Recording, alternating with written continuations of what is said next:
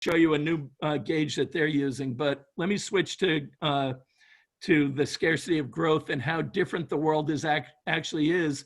And this gets to one of the concerns that the central bankers have.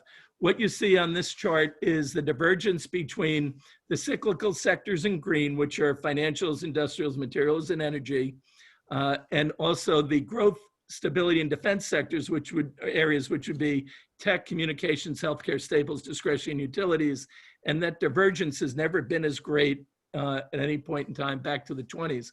So what this is saying is we are shaping up for a very different economy that's going to be quite different going forward, and that you have to adjust your portfolios to reflect the world that hoping for a comeback of the cyclicals requires us to be in a very different spot from a medical area, from a recovery area, and a resumption to normal activities. So resuming normal activities, whatever normal is, and we're talking about the future of everything through all these events. So the future is going to be very different.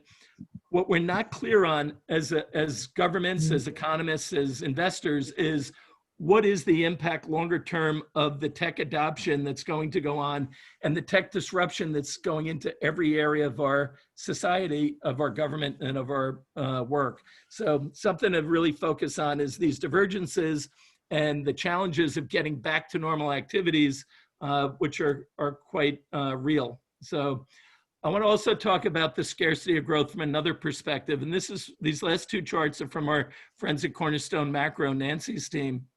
And this chart's fascinating. If you go back to late 99, the green line is the number of stocks in the S&P with top line growth greater than 15% for a 5-year period.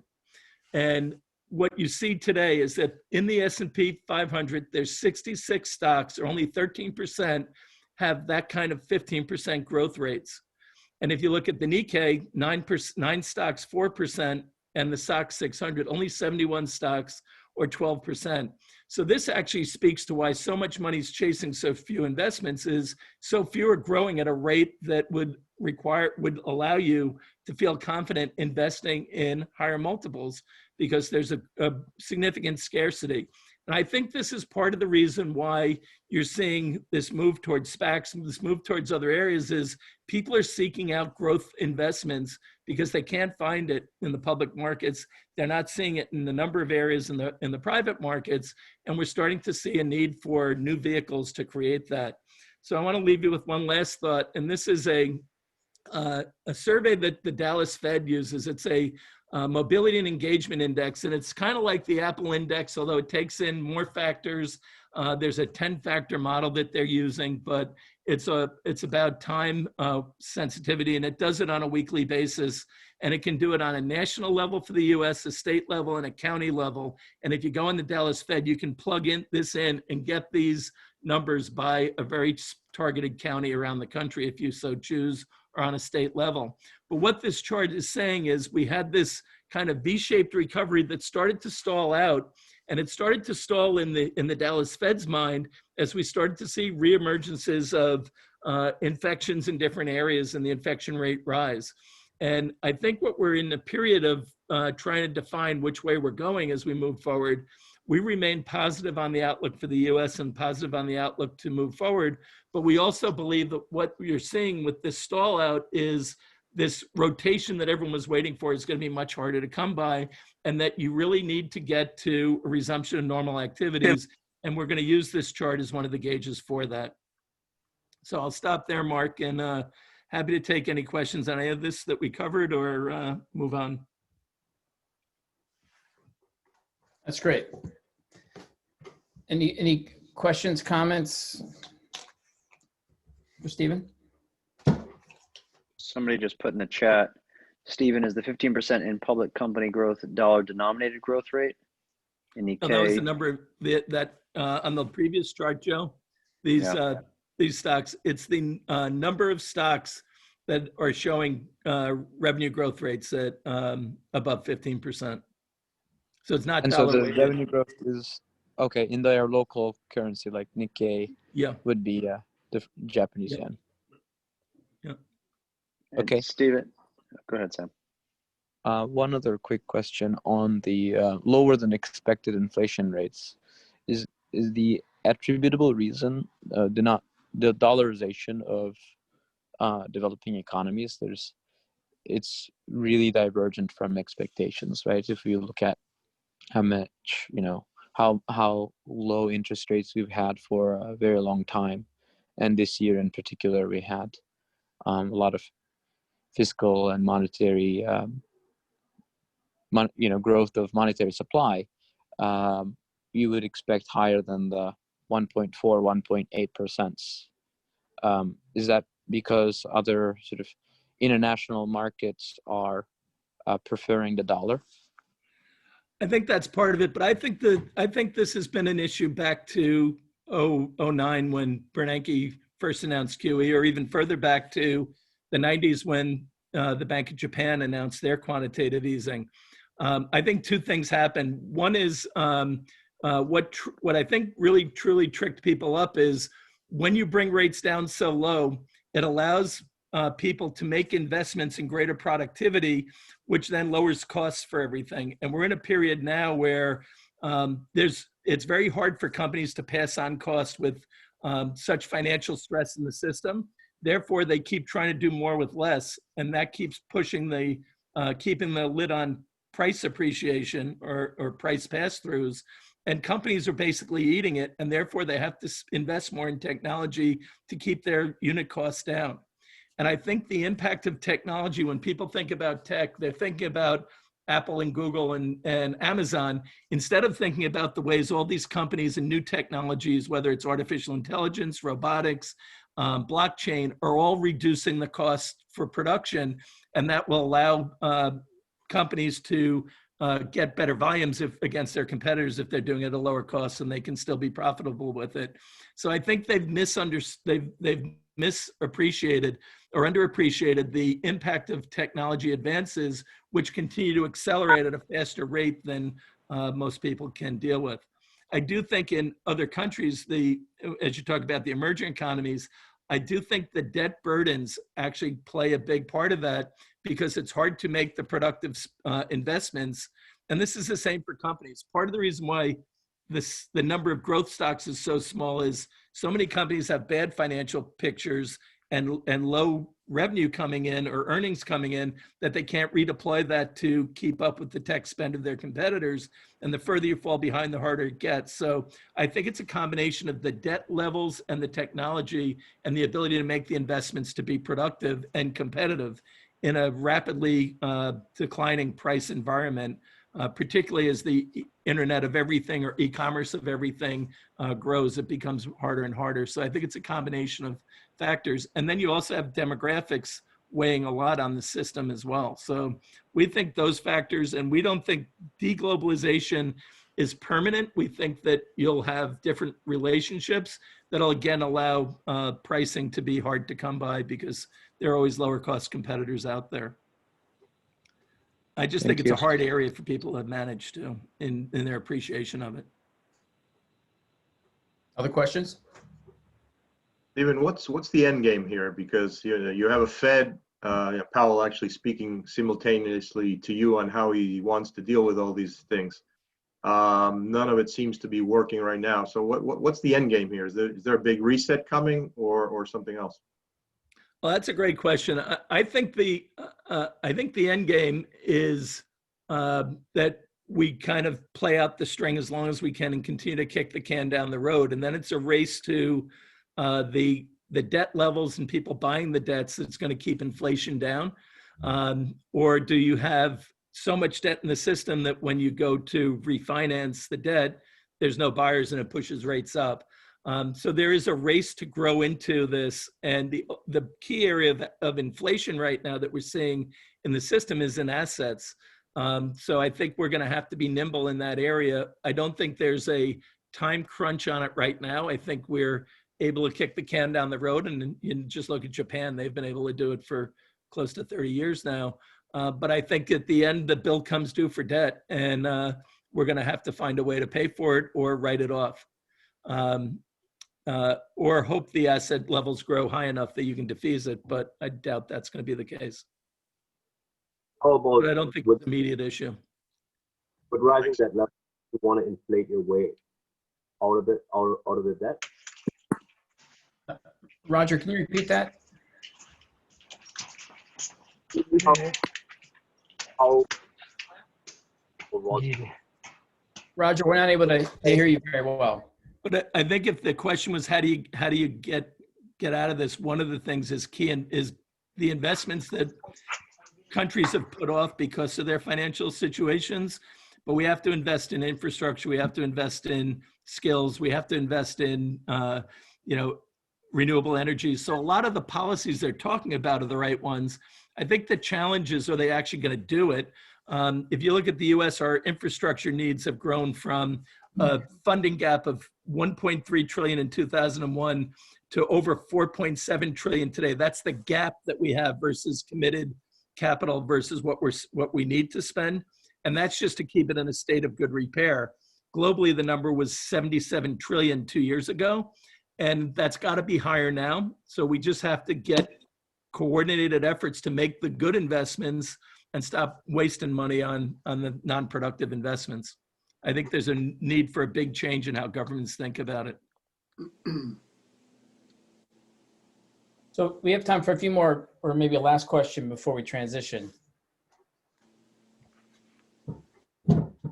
So I have a question for you, Stephen. How about the concept of inflation? I'm led to believe, and I've always been talking about inflation being, the definition of inflation being the increase in currency units. Okay, so it's the money printing that is the inflation, and the increase in prices is a result of inflation. And we're not seeing inflation right now as measured by the CPI. And a lot of it, I believe, is because, number one, how it's the calculation and how it's measured, and what is, more importantly, what's not in there versus what is in there. So I take the approach that the CPI is not picking up inflation, but there is actually rampant inflation here and across the globe. And because we're not viewing it properly, I think the implications are very interesting, very risky, especially as the Fed just lifted their cap for the CPI level, and when they would or could step in and try to offset it, if that makes sense. It does, and Stan Salvikson would fully agree with you. And Stan Druckenmiller, and he actually said recently that he sent a letter to the Fed saying, we seem to have inflation everywhere but in your numbers. And the guy from the Fed said, that's correct. I do think they're missing one big thing, and that's tech. And tech from the deflationary forces of tech, not just the inflationary forces. So I think there is a problem with the numbers, but I think that it works both ways. We're not capturing some of the deflation stuff, and we're not capturing some of the inflation. So I think that's part of the reason why when you look at where Kaplan's coming from with the dissent, he was dissenting that we really don't know. And we don't know if we're capturing the adoption of the implications, the acceleration, the rate of adoption of new technologies, and the tech disruption that's going on.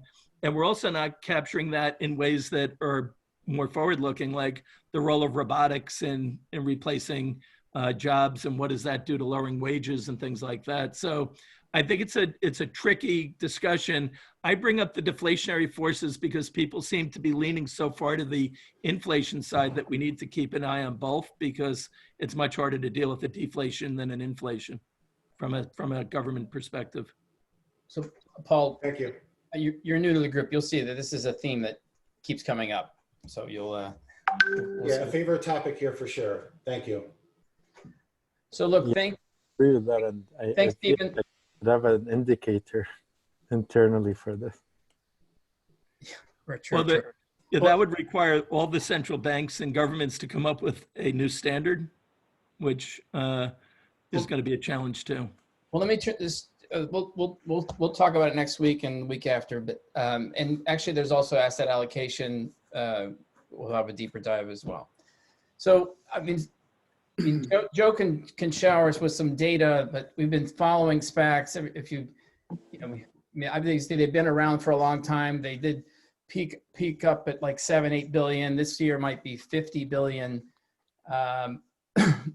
relative to how you're raising private equity in the regular way markets, which we tend to do. But we wanted to just sort of shine a light, get some people in to join us that have, that are leaders in the area and who can sort of walk us through what their lessons have been. And then otherwise, a few others that are looking at creating some SPACs. So this also might be a subject that we talk about a lot. Joe, do you want to tee this one up? Yeah, sure. And Scott, welcome. I see we got Scott Gordon here. Morning.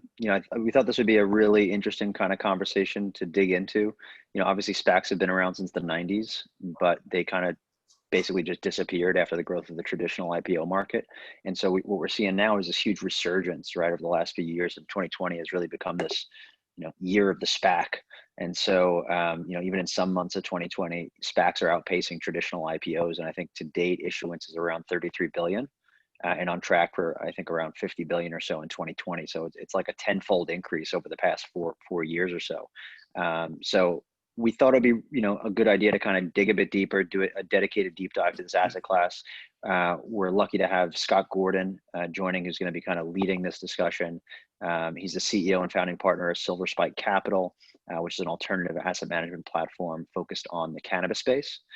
Scott's got a really impressive background, having been, working across various organizations on Wall Street and within the emerging market landscape for the past 35 years. And so now I think he's really highlighted and focused on this new emerging market asset class, which is cannabis. And I think obviously Scott's got tremendous experience even in that space, having left, being the president of a multi-billion-dollar family office to, really go and found a health and wellness brand in California focused on the cannabis market, Papa and Barclay. So Scott, would love for you to kind of maybe just give a quick overview and then really start to just dig into what you guys are doing. And just to kind of, as one quick, question out the gate, why was a SPAC, you guys did a $250 million NASDAQ listed SPAC as one of the first things you did in August 2019 at Silver Spike, right? Why was that the first thing you guys did? Yeah, thanks, Joe. We started the firm in the spring of last year, and really what we've been trying to create at Silver Spike is something differentiated in the cannabis investment industry, which is to have a platform approach that really kind of plays across all aspects of the capital structure of the sector. Traditionally in the very short life of what has been the cannabis investment realm, you've had a handful of players largely sort of dedicated to kind of one thin slice of the cap structure. So you've had some venture funds. There was virtually no dedicated like traditional private equity later stage capital. Still, there have been a small handful of hedge funds that have played in the space. You've had some pockets of lending activity among REITs and some dedicated credit providers. Our vision and ambition was to sort of bring all of that together under one roof and have strategies that really kind of span all of those different parts of the capital structure, including companies that are ready for prime time and about to go public. And so that's where kind of the SPAC fit in.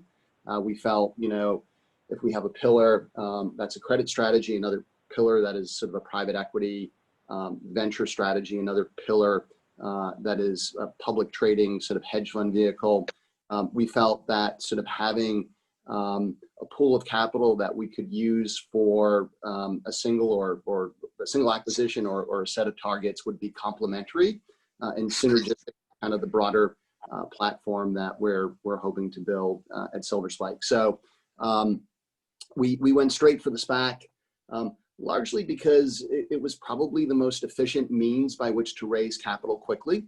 Those other strategies, which are, sort of more kind of the root of, a traditional sort of LP raise, as you guys well know, takes a lot of time. It's a big lift. The SPAC process is extremely efficient in terms of getting out into the capital market and, raising a big chunk of money in a relatively short period of time. So we chose to lead with that. I had been kind of priming the pump with CS helping them kind of get up the curve on the cannabis industry and its many nuances. So, we had a good relationship with them that was already established. They, as you probably know, are sort of among the market leaders in the Spac space, and it just kind of all coalesced and worked out well from a timing perspective. Okay, great. And why do you feel, Scott, that the SPAC vehicle is aligned and, I guess with a cannabis focused business, are there specific reasons why cannabis and SPACs kind of worked well together? Yeah, I mean, I think there's just the generic argument that SPACs work well for any industry and any potential target. Category 4 now. I think in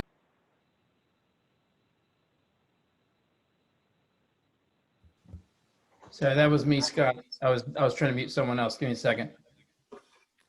There you go. all right, can you guys hear me? Yep, that was me. Sorry. Okay, I don't know when, Mark, you muted me. About 5 seconds ago. Sorry about that. Okay, so no problem.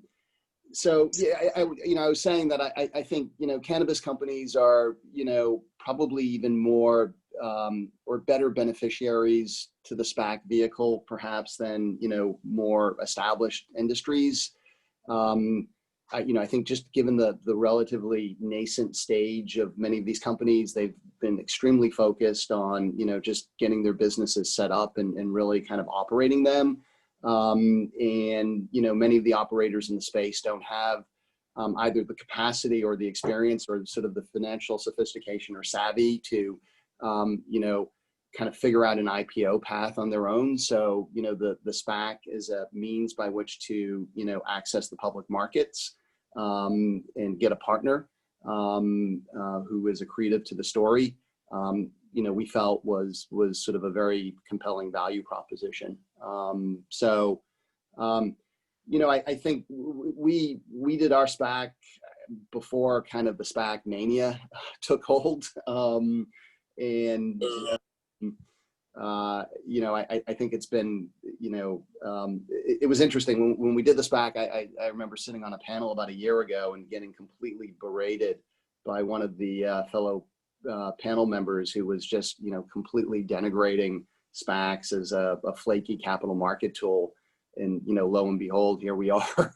And it's it's just gone, it's gone crazy. So, I mean, I think at this stage, it's hard to really question kind of the legitimacy of the SPAC vehicle. They've, shown themselves to be a very relevant tool, an alternative to an IPO. And I think, all of the reasons that rings true for any target who's considering a public market exit is, particularly true for companies in the cannabis realm. Got it. But obviously, a lot of companies up in Canada in the cannabis space, chose to kind of do SPACs in that market. Why did you guys choose to kind of limit yourselves and, list on the NASDAQ? Obviously when I say limit yourselves to non-plant touching businesses via NASDAQ, right? Relative to what's going on in Canada. Yeah, no, for sure. And it was definitely, it is a limitation because, the plant touching part of the market is big and bigger than the sort of non-plant touching part. However, we felt that there were sufficient opportunities out there, within the realm of things that are not plant touching, or as we like to say, federally legal, because plant touching is a bit of a misnomer. Our criteria is that, the target company or set of targets has to be compliant within the federal jurisdiction with which it operates. So a Canadian company would be fine, and that's plant touching. So it's really only plant touching in jurisdictions like the U.S. where that's not yet federally legal. But part of our mission at Silver Spike is to really kind of think about how this market will evolve and become institutionalized. And we feel that while the Canadian market, I think, has been great in terms of paving the pathway for capital market acceptance of cannabis companies, it does have its limitations with respect to the depth and the quality and certainly sort of the institutional participation of investors in that marketplace. And, we're trying to kind of elevate the conversation and the market toward a more institutional framework. So we felt a listing in the US, on a major exchange with a major investment bank behind us and underwriting our transaction would sort of, go a long way towards sort of establishing that type of investor base for the deals that we were looking at, and felt that the trade-off of foregoing, companies that are, for instance, plant touching the US was a worthwhile one. Got it. And I recognize that you guys are, doing a potential New York Stock Exchange listing of your holdco, asset management business. Is that a SPAC? How's that set up? How are you guys positioning that? And I'd also love for you to kind of, go ahead, answer that question first, and I'll kind of follow. Joe. No, go for it. No, that's not a SPAC. We're contemplating a permanent capital raise to raise capital in the public market in the US to give us balance sheet strength that will basically complement all of the other asset management activity that we have on the platform. And it was interesting. A lot of the reason that we're sort of moving toward that initiative was informed by our experience with our SPAC. In that we've looked at a tremendous amount of companies. I couldn't tell you how many, and most of which are were not sort of good for the SPAC for a number of reasons, but virtually all of which were in need of capital and fit our sort of eligibility criteria. So we thought, wow, if we had a pool of capital that we could dedicate towards not having necessarily to make a major acquisition, but just to provide, some form of capital, whether it's a loan facility or whether it's a Series B equity round.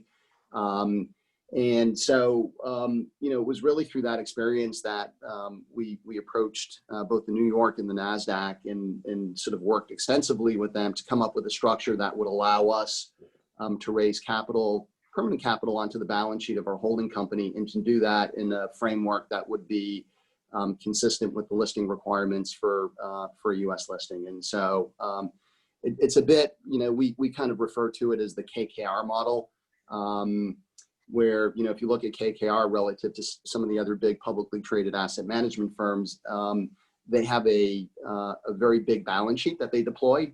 Last I checked, I think it was in excess of $20 billion. So as an investor in KKR shares, you're actually having two income streams. You get the return of the balance sheet capital that they're deploying, and you get, your proportionate ownership stake in all of the third-party asset management fees that they're generating. And our hope and our intention is to build something similar, where we have balance sheet capital that we're deploying, hopefully at a very attractive return, and we're using that capital to co-invest and complement all of the other investing activity that we're pursuing on the platform. So, an investor in our holding company equity will have, like in the case of KKR, those two income streams. So it's not a SPAC, it's not a closed-end investment fund that's trading publicly. It's really sort of an asset management company with permanent capital on the balance sheet, which we think is a very compelling model. Okay, and so sort of you can continue to do SPACs under that asset management company. And I guess investors in that vehicle are now kind of like investing into a GP stake, right? Which they're now getting. Exactly. So, so all of the big asset managers, well, many of them have SPACs that they do. And so, if you're an investor in Oaktree, who's doing SPACs now, when they're the sponsor, and, whatever the sponsor economics that they derive from a successful SPAC transaction, they're sharing with their investors. It will be the same for us going forward. Shareholders of Silver Spike will participate in everything that we're doing, including our intention to, continue doing SPACs among a variety of activities that we're pursuing on the platform. So could you walk us through the various parties that are involved in a SPAC transaction, and what their alignment of interest is across the companies that use the SPACs to go public, the promoters, the investors? Just kind of help us understand what that landscape looks like. Yeah. I'll do my best. I'm hardly the SPAC expert, but having now been in it for over a year, we've learned a lot, and I think understand the landscape pretty well. So obviously you've got folks like us that are the sponsor. We put up at-risk capital to get the deal done and launched, and in return for that, we have sponsor shares, which is sort of analogous to the carried interest or the promote that you would find in a traditional GPLP structure, whether it's private equity or hedge fund. That equates to sort of 20%, except in the SPAC sponsor, it's 20% grossed up. The SPAC initially, when it's launched, the IPO typically gets sold primarily to hedge funds, and those hedge funds tend to be fixed income ARB players. They like the SPAC structure because of the redemption feature. So, it essentially gives them free optionality. The way the SPAC equity works is that, you buy the IPO, you have a common and a warrant. We did ours with a half warrant. The market is sort of now going more towards like a third warrant. And then at some point, not long into the life of the SPAC, the unit separates and the warrants trade separately from the common, and you don't need to keep them attached. But at the end of the SPAC life, and after a deal gets announced and before a deal gets consummated, those investors who own the SPAC shares have an opportunity to redeem at what's called the trust price, which is the proceeds of the IPO get invested into a trust account, accrue interest at a very modest rate. And so once the deal's announced, if the market or an investor doesn't like your deal, they can just redeem. So there's really an embedded put. On the other side, there's all of the optionality that, the deal gets announced, the market likes it, the shares trade up. And so, you can sell out at a much higher price to somebody then who becomes the fundamental buyer of the back-ended de-SPAC story. So that's kind of a bit, the dynamic. I think the alignment between the target and the sponsor is such that, both are only going to make money and succeed if the deal is priced in a disciplined manner and the market accepts it and likes it. The sponsor has, a certain lockup that will ensure that, the sponsor is only making money over an extended period of time, and if the stock does well. And so, there's absolute alignment between the sponsor and the target company. And then I think the relationship, between the target and the sponsor after the de-SPAC can be very variable. There are, I think, several different types of sort of relationships that kind of continue on after the de-SPAC transaction between a sponsor and a target. One where the sponsor can be very involved, even at an operational level or, short of that at a strategic level. And then there are other deals where, basically it's more sort of transactional and the ongoing relationship between the sponsor and the operating company after the de-SPAC is less relevant. So it really depends. There are a lot of different models out there. The other kind of, the other player in the mix is the underwriter. And there I would say sort of the dynamic is twofold. One is placing the shares up front when you raise the SPAC IPO. And again, I think that's largely an exercise that's mainly concentrated into the hedge fund community. And then I would say, perhaps the more important and trickier role that your investment advisor or investment bank or capital market advisor plays is on the de-SPAC on the back end, where really you're trying to successfully kind of transfer the ownership from the hedge fund holders to the more fundamental buyers of what is the new co-story.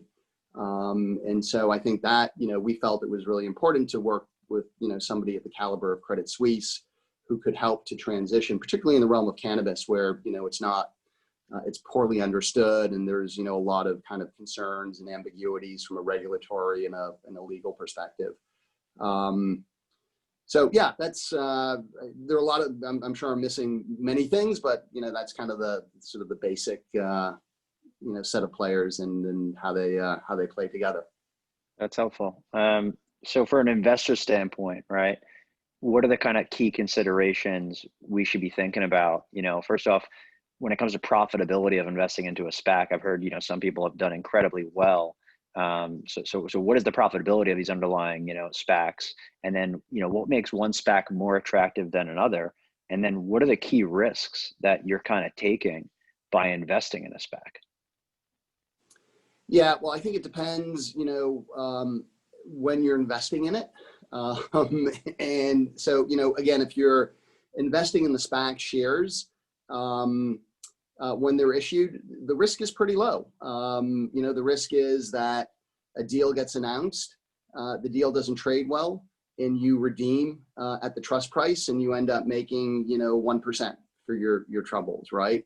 The upside is that the deal gets announced, the stock goes from 10 to 13, and you made a 30% return, really for something where you took little or no risk.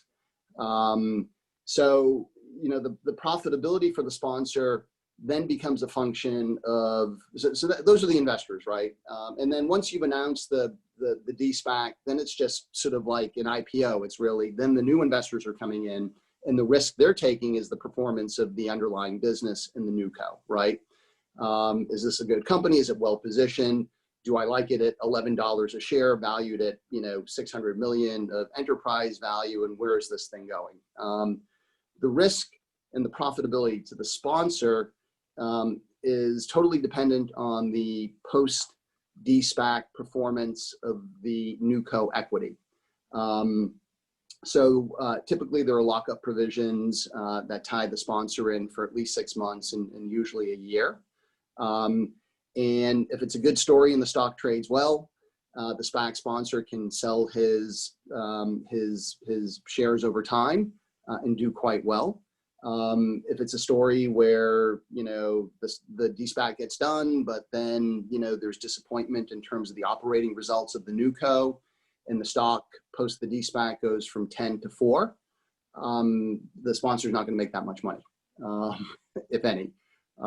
So I think it really completely depends on the performance.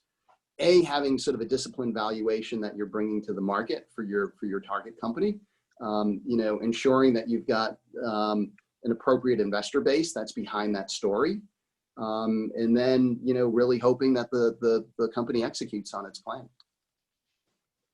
Okay. So obviously you've been around, Wall Street for a little while, Scott.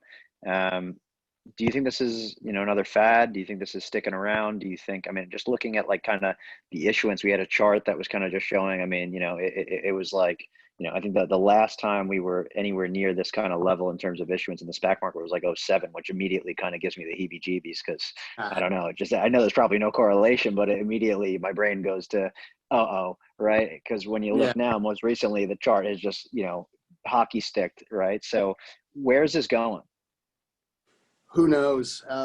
We talk a lot about it at the firm. And, sometimes I've personally wondered, whether this is something similar and analogous to the explosion of hedge funds, right? If you go back, Joe, before your time. But, in the early 90s, you had a handful of hedge funds that sort of dominated, the hedge fund landscape. There was Tudor and Moore and Soros. And there were 20 hedge funds that comprised 80 or 90% of the hedge fund universe at the time, with 20 billion under management. I'm sort of making stuff up. I've since long forgotten those numbers. And then suddenly there was this massive proliferation of everybody starting a hedge fund. And I was thinking back in 1996, well, this isn't going to end well. Like, how much alpha is there to take out of the market? Like, can you really have 300 hedge funds managing 100 billion? And, lo and behold, here we are 25 years later, and you've got thousands of hedge funds managing, I don't know what the number is, in excess of $1 trillion. And you know, it really sort of disrupted the, you know, traditional asset management world as we knew it 30 years ago, right? Which, you know, tended to be mutual funds and pension funds and insurance companies and a few scrappy hedge funds. And I think that SPACs are perhaps analogous in that they're disrupting in a different way a capital market process, which hasn't worked particularly well, which is, you know, the IPO process. And that's also being disrupted through other, you know, forms like direct listing, and we'll see where that goes. And I think much like with hedge funds 30 years ago, you know, you'll have some good ones and you'll have some bad ones, and you'll have periods of time when, you know, there are people out there that are doing SPACs that probably shouldn't have raised one. And you'll, you know, perhaps have periods of time, and maybe we're on the brink of one where you've got, you know, an excess pool of SPAC capital that needs to be deployed. You know, a sort of a supply demand imbalance, if you will. And, you know, some SPACs don't get done and some people lose money, or some bad SPACs get done. And, you know, the market sort of comes to some sort of an equilibrium. I think that's really the dynamic. I think SPACs are here to stay. I think they are very much a legitimate alternative to the IPO process. I think, you know, they'll continue to get tweaked in terms of their structure. And I think, you know, you'll see some huge successes and some horrible failures along the way. And the market will weed itself out. But so I kind of think, you know, it is in this like hot zone right now. But I also don't think it's a fad that's going away anytime soon. Okay. We just had a question come in from Duncan Riefler. So if I'm a private company, how would I look at an acquisition approach from a SPAC relative to an approach, you know, from traditional PE? Yeah, well, I think the, you know, if it's traditional PE, I think the benefit of the SPAC, and targets tend to look at it, you know, more relative to an IPO path and less relative to sort of a PE approach. And, you know, I think the SPAC, one of the big advantages that a company owner derives from a SPAC transaction that they wouldn't get either in a typical PE deal or probably even an IPO for that matter, is the flexibility around the use of proceeds. So, you know, there's a lot more, usually there's a lot more capital that can go out on secondary to company owners through a SPAC deal than you would get in an IPO or certainly a private equity round. I think that, you know, relative to the IPO process, you know, one of the other sort of features that target companies like is the relative certainty of a SPAC deal. You sort of negotiate and come to a value as part of a collective price discovery process between, you know, the SPAC, the target, and the bank advisors that are involved on either side. And you agree to it, you sort of test it in the market, and you launch.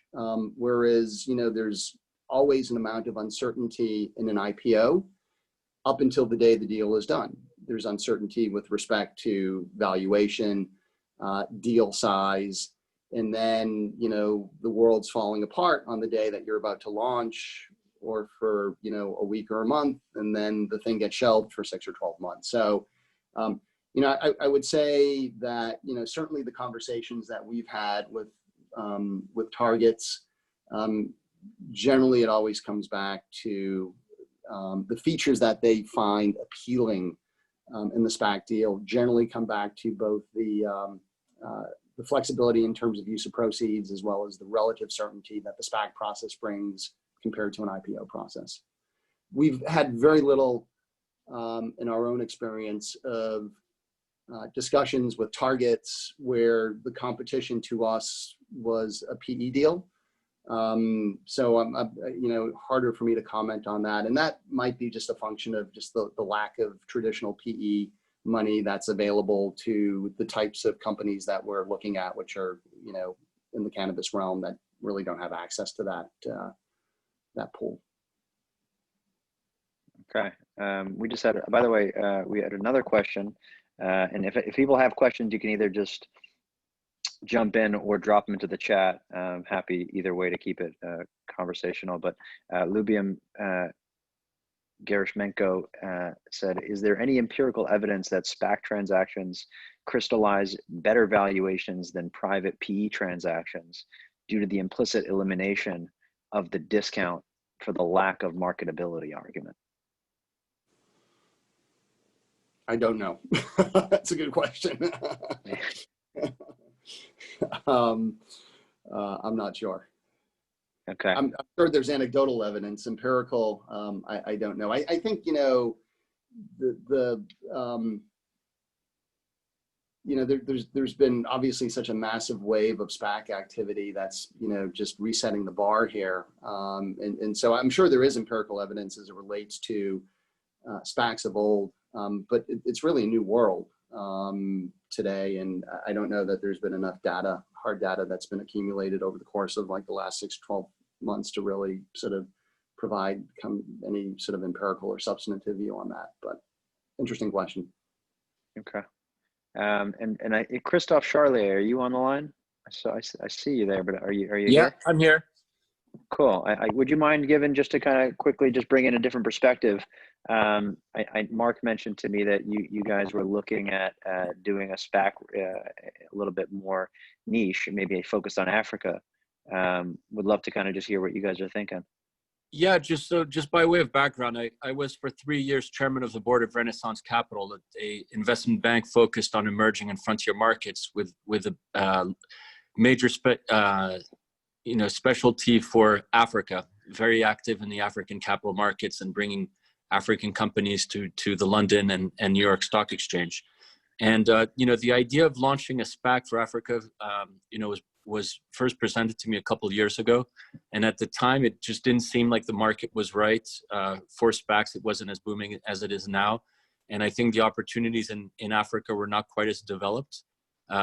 Looking back over the last few weeks and months and seeing what's happening in the SPAC market, looking at what's happening in African capital markets with quite a few interesting companies that were in the pipeline to do IPOs, which have been delayed because of the current situation, had me rethink my thesis from a few years ago and come back to the idea that this may be the right time to bring one of the well-developed, attractive, strategic African companies to the New York Stock Exchange through a SPAC structure rather than a traditional IPO.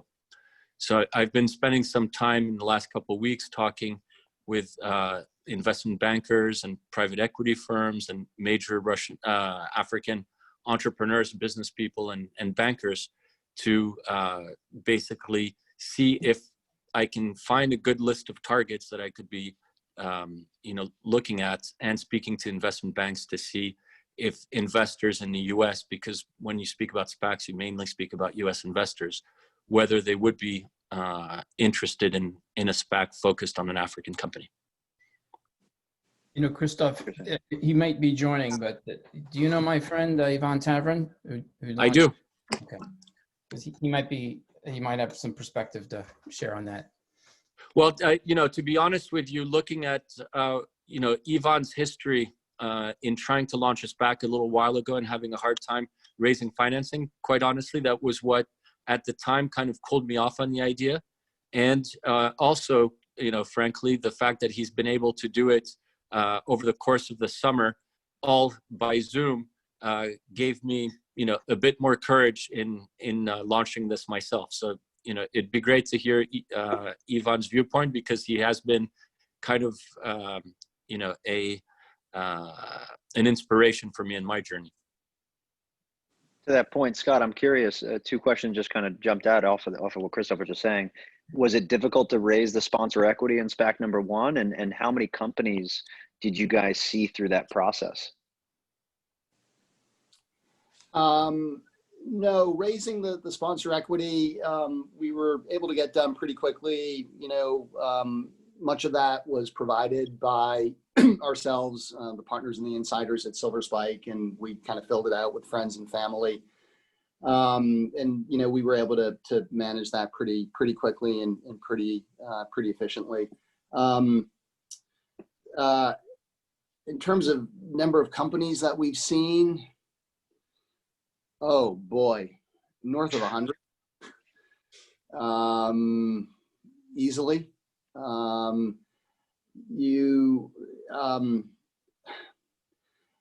Many of them we knew and had pre-existing relationships with. Many of them we sort of had on our radar and reached out to after we did the deal. And then, many of them sort of came through to us through reverse inquiry.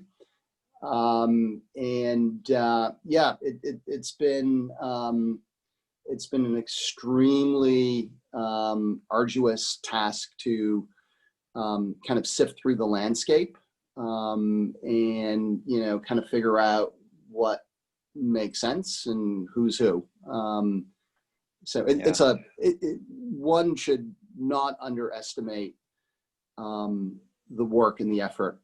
I think there's some perception, you raise the SPAC, boom, you call a few companies, you talk to the bankers and the deal's done. That has not been our experience at all. It's been a ton of heavy lifting. And Scott, to that point, I know you've just traveled during COVID to do either due diligence or have meetings. Just what's it been like for the private equity and SPAC world to do due diligence? It seems like nice to have cash. Valuations may have come down, but getting a deal executed, what's that like today for you?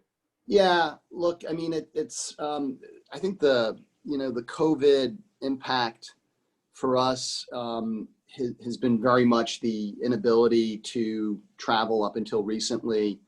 So much of this is based on relationships and spending time with people. And prior to COVID, we were, constantly on the road. And then, post COVID, it really sort of was limited to Zoom discussions. And only more recently in the last month or two have we sort of selectively traveled again. I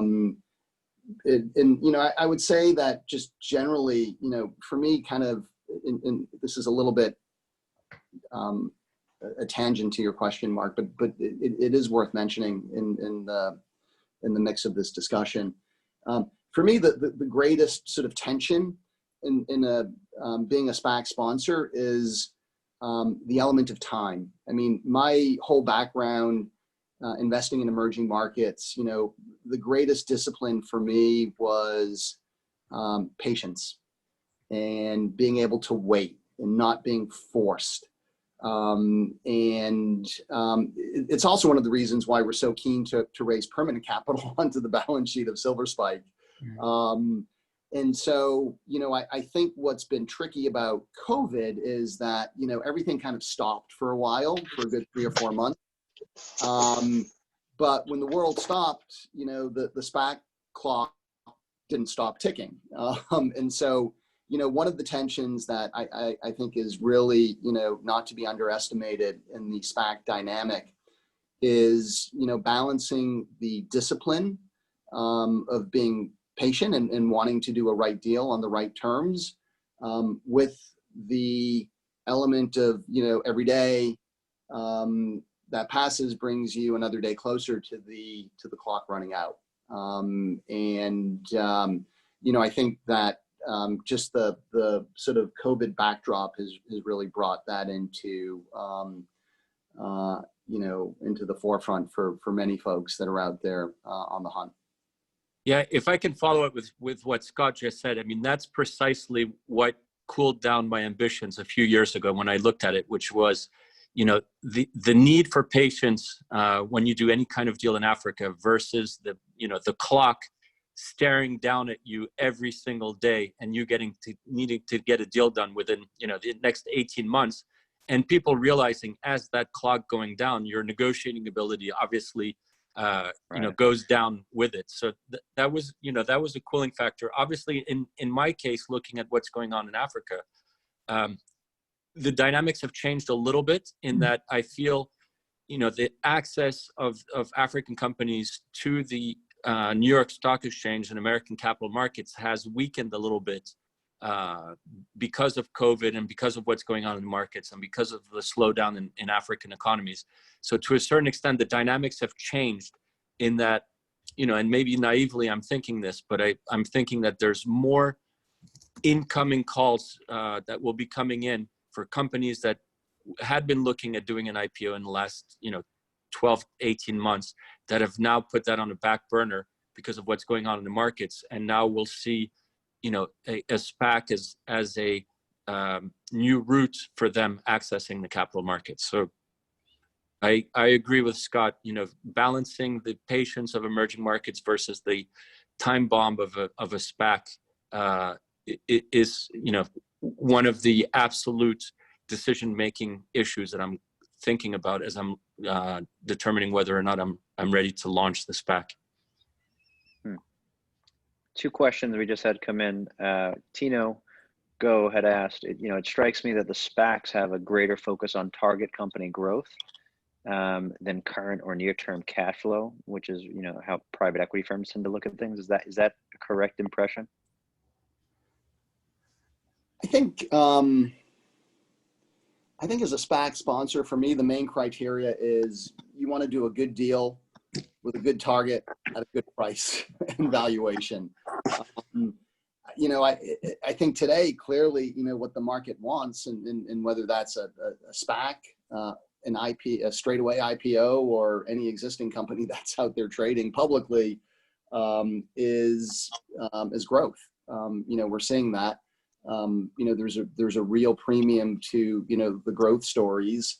I think as a thematic, some of the companies that have done particularly well through the SPAC vehicle have been these concept plays, like a Nikola or Virgin Galactic, or DraftKings are sort of the primary examples, right? Where, the market is giving them a tremendous amount of forbearance to, prove out their business model. But, that's really not that different from, what Tesla was 5 years ago. I think that, we've assessed a variety of opportunities, some of which are, more kind of like high growth in the future. Others are, sort of real kind of solid operating stories that have, real cash flow and real visibility today in terms of, their success and profitability. So I think it's, I think it's very much a function of the market backdrop. But, today, for sure, the stories that are doing well are, ones that have the promise of real kind of hyper growth. Yeah, and if I can build on that, I mean, it's a very different vehicle than a private equity vehicle in that, basically you're taking a company public, right, through the acquisition.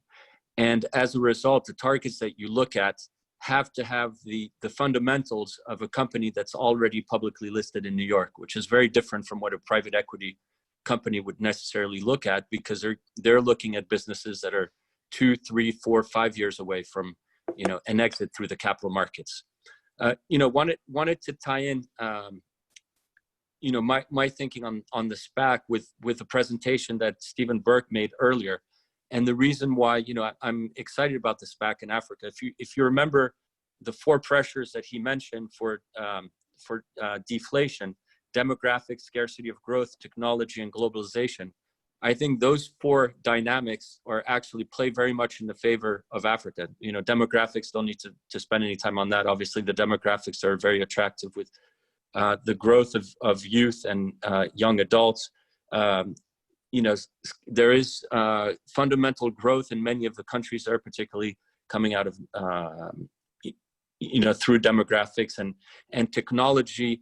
Those countries are so far behind that technology will actually allow to leapfrog rather than to the reduction of jobs that technology is bringing in the US. And obviously globalization and, what's going on with COVID, hopefully if the African countries manage themselves well with the free trade union that they've signed, that should bring more manufacturing into Africa and out of some of the Asian countries where it's been in the last 50 years. So, if you look at those 4 fundamentals that Stephen mentioned, I think that makes Africa actually an attractive place to look at right now. Can I just Okay. point out, Joe, we have Jason Draho was our co-keynote from the last conference, and Jason, you're on it. You sent me this UBS research that you came out with on the 2nd. Do you want to just share a bit of highlights? Sure. Good afternoon, everyone. I just joined about 10 minutes ago, so I missed probably the first hour of the conversation. But I sent this piece to Mark yesterday. It's a report we published on Friday because certainly for UBS, and this is in wealth management, there's a lot of focus on SPACs as opportunities because of how much how much is an issue this year. It's really an asset class that kind of appeals to some of our client base. So the report was meant to be initially kind of a bit of a primer, like a one-on-one on sort of what are SPACs, what's going on in the marketplace, what we kind of evolved over time. So it's also trying to give guidance to to our client base of how to think about SPACs as investments, so that it's positioned from their perspective and not from the sponsor perspective. And in the course of doing it, we pulled together some data looking at I did performance of at least of a sample of SPACs from the past few years. So it's a small sample, and I think it'd be dangerous to draw too strong conclusions on performance. But like as the chart there shows, like just how much has been issued this year. It's, I think the numbers I saw as of 2 days ago is combined $43 billion in issuance this year in the U.S. with 110 SPACs. I think that the pipeline, when I talk to our colleagues, kind of on the capital markets division, is they say we could do like 2 or 3 a week. When we just the guidance that we gave is that if you're thinking about investing in SPACs, there's really kind of 2 decision nodes. Either you participate at the time of the IPO if you can get access, and that's it depends on how the distribution goes, or you think about waiting until the merger's announced and you make the decision then. And given the sort of the structure of a SPAC and has terms, whether it's the shares plus warrants, the promote that goes to the sponsor, some of the governance terms can be certainly more complicated than it is for a typical public company if it's a single share class structure and single one vote, one share. That it's not the easiest thing to invest in. And some of the discussion that I listened to with some of those of you who are thinking about or creating SPACs, the challenge of fund acquisition companies, from the investor perspective into a SPAC at the IPO, the question then becomes, how effective is the sponsor going to be at finding those companies? What comfort level do I have? So it just requires like a level of sophistication at the IPO stage to participate. But what we kind of suggest in the paper is that if you have the level of sophistication and you're comfortable with some complexity and some of the risks involved, that the terms of SPACs from the IPO data actually offers probably the best risk reward overall. Because of some of the downside protections with the redemption option, the stock price is usually very flat up until the merger announcement, and then it tends to rally on average. And so if you have that sort of upside optionality, especially with the warrants, the results can be pretty attractive, especially with some of the more kind of protections built in.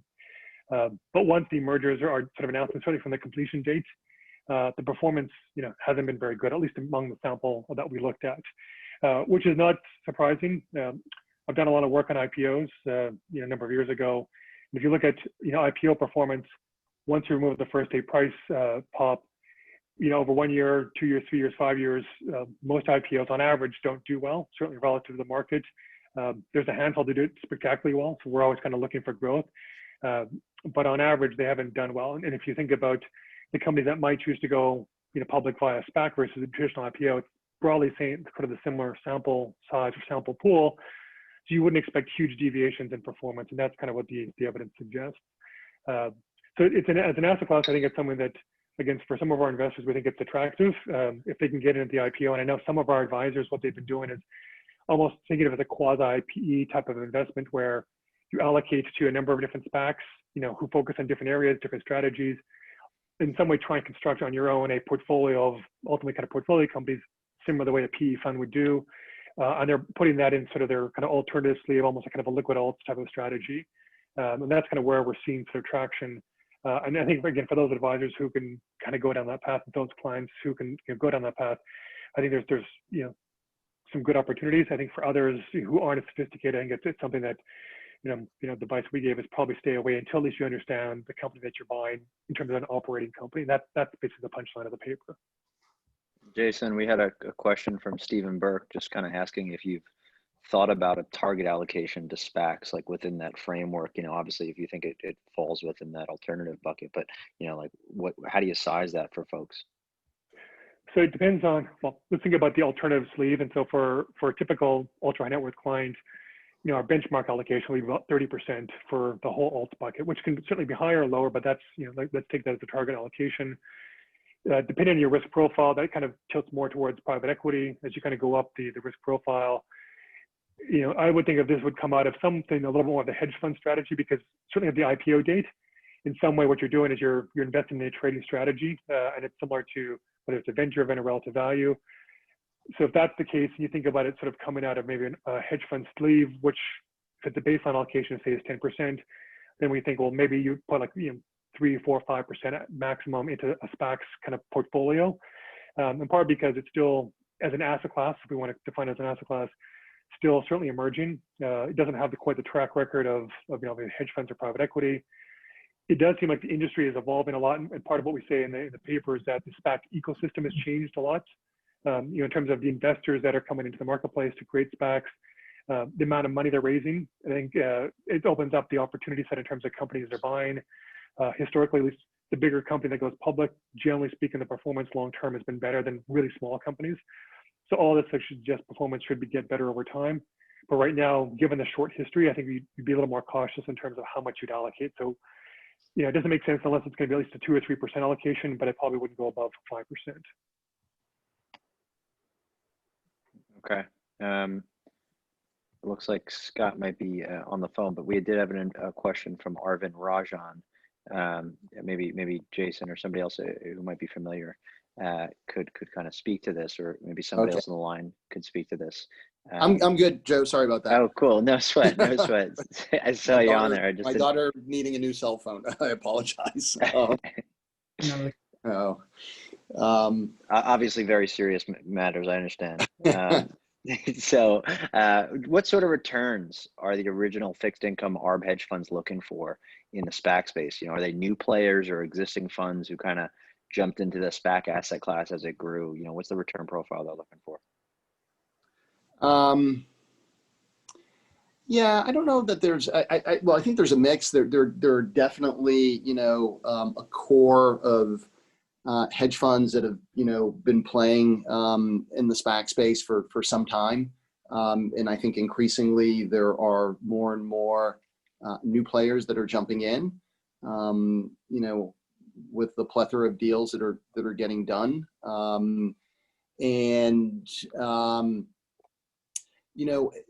again, I think there's one. I know of one of our investors who actually has like a SPAC fund. That's all. So a lot of the investors tend to be portfolio managers at like big multi-strat shops, right? But there is one investor in our SPAC who actually holds it in all. He holds it in the form of a fund that just has SPACs, and I think that fund, he was telling me, on average has generated like 7% average annual returns. And it's essentially a risk-free ARB again. So I think what happens is you have a portfolio. Some deals you end up redeeming and you don't really make anything. You make a treasury, a T-bill type of return. And then, some deals get announced and the stock goes to 13 or 14 or 15. And then, on average in that portfolio, at least in his case, it's been about a 7% return, which is, an amazing return in this interest rate environment relative to the risk that you're taking. So, I think that's an interesting data point. I don't know much beyond that, Joe, if there's, sort of a very specific target return. I've always felt, that the really kind of appealing feature is more, the upside optionality, with the downside protection structure that is afforded to the ARB investor. Okay, cool. At this point, I don't have any other questions. I'm tapped out. I don't know if anybody else has a question they want to quickly ask to either Jason, Scott, or Christoph. Feel free to kind of just chime in.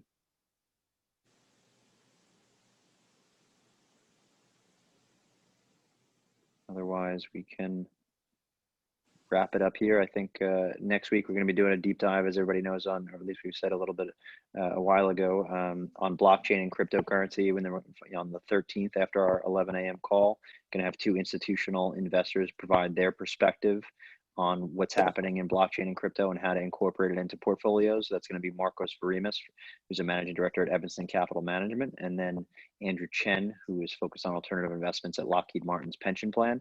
They've both done a ton of work on crypto and blockchain. I think it'll be a really interesting conversation. And then following that, on the 14th and 15th, we're going to do a bit more of a family office and CIO kind of conference, and have different speakers and panelists, and kind of covering different topics about what's going on in the world today. What are we seeing? What's exciting? So appreciate everyone's time. Scott, Jason, Christoph, thank you guys so much for all the content and color. Really appreciate it. And if people have further questions or want to connect, feel free to reach out. Great. Thanks, Joe. Thanks, everyone. Thank you, everybody. Thank you. Take care. Thank you. Thank you. Thank you, Mark. Thank you. Thanks, Christoph. Thank you.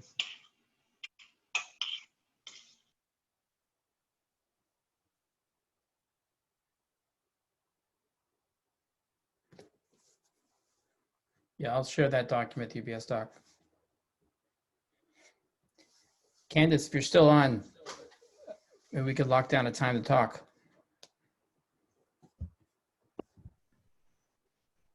Yeah, do you want to just talk now on the landline?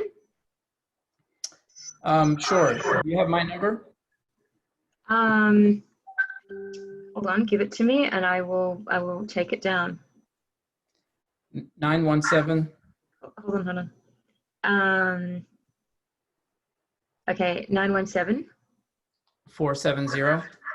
Okay. 3012. Okay, I will call you in 2 minutes. Yeah, give me 2 minutes. Thanks. Okay. Mac, we'll speak at 1:30. Yeah, I'll speak to you later. I'm just surprised how quickly everyone dropped off this time in 2 seconds. I know it's not like some of the other ones where I have to practically push them out the bar. Awesome. Anna, hi if you're there. All right, I'm gonna end this. Thank you, everyone. Cheers.